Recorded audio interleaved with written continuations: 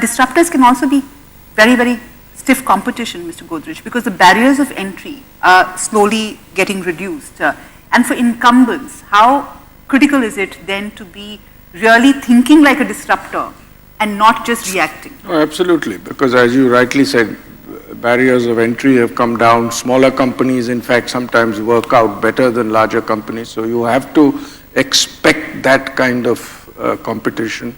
And the best way to think about it is to allow teams in your organization to think individually, as you say, a venture fund in the company, but you should treat each company in terms of itself providing a venture fund within the company itself without having separate businesses. So allow each team to a budget so that they can experiment with it.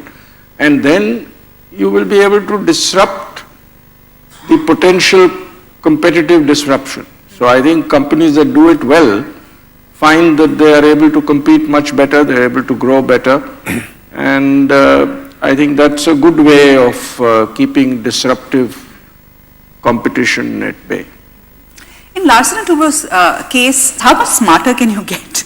Because, competition is really driving a lot of the changes. And in India, the other thing is if something works, there's always somebody to cut the cost and give you a cheaper version. No, actually, I'll tell you a simile. A worker productivity, maybe you can increase 6 times, 7 times, like that. There's some finite number. But productivity of an engineer or an office guy, you can increase infinite times.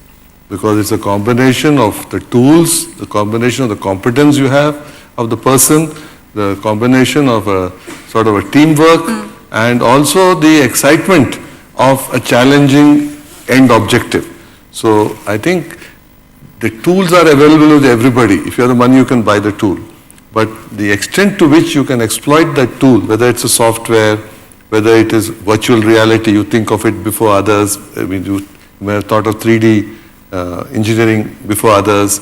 Now you may think of virtual reality before others. And the excitement of, playing with it at a higher level, you have to keep doing it because everywhere everybody wants more for less. I was looking at the Accenture 2014 Outlook, Avinash, and what was interesting is that digital is a very big theme. How do you see digital? And, Mr. Venkatraman, all the panelists have spoken about it. How do you see that being a disruptor, really? I think, digital is such a big word today, and a lot of people don't understand it. If you look at it, for a couple of years at least, we have been talking about SMAC, social media, mobility, analytics, cloud, for example, right? All of these things, all companies try to find solutions out there to be able to get the best of these individual technologies.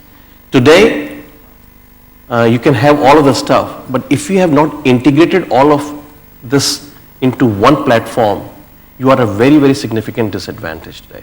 So for example, today what's happening is the social media is being used in rural places. I'm sure a lot of you are on Twitter, Facebook, and this is not true of only the metro areas. This is being used in rural areas as well.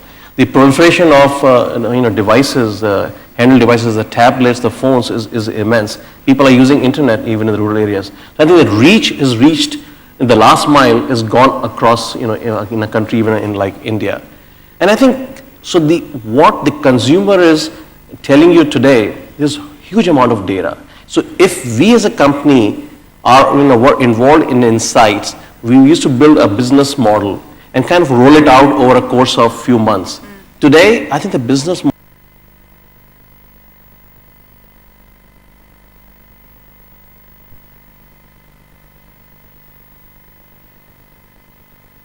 also gives an opportunity to your competition to disrupt your business. I think if you leverage the digital revolution, even in our consumer products business, we set up an ERP system to connect everywhere from our vendors right to our consumers. And the benefits have been tremendous. So for example, now we do not do forecasting. We only do replenishment. It's very much more efficient. We end up working with negative working capital. The negative working capital in our consumer products business is sufficient for our fixed capital also. You don't need any capital for the business. So efficiencies can improve dramatically. Without that, it was very difficult. We have to service millions of retailers. Without digital technology, without an ERP system, it would have been very difficult and it would have continued to be inefficient as it was in the old days. But now the efficiency improves. With a handheld, a salesperson can handle everything So extremely it's well. allowing you that last mile connectivity, which is the, Yeah. which is the big focus Tremendous. area. And it makes growth in terms of the very large numbers in India very feasible. Dr. Sharma, you were speaking about how innovation has changed its definition. It's now pay for outcome. What does that really mean? What are the implications of that? And what is the pressure that puts in companies like yours? Well, I think it puts a lot of pressure in the sense that, hitherto you had a medical rep who would go to a doctor and detail out the merits of a product. And they could be, for example, in India, a slightly different situation here, but we are in a branded generic market. So each product has as many as 50, 60 copies in the market. And a company which has a reputation for good quality and good processes probably does better than the others because the market is very fragmented. So right from a small company in a regional area to a bigger company. Juxtaposed with that, also the multinational, let's say, the big companies who actually have a reputation of research and therefore they bring out new products and they enjoy high credibility in terms of bringing out new products. But the end result today is being seen from the lens of what is it doing to the patient? Are we just paying for a medication or are we paying as to what the medication is doing to the patient? And I think the payers are becoming very strongly converged on the thought that we should pay by outcome and not merely because somebody prescribes. The other pressure that it puts, and which is I think even more serious, is on the decision of R&D pipeline for innovator companies.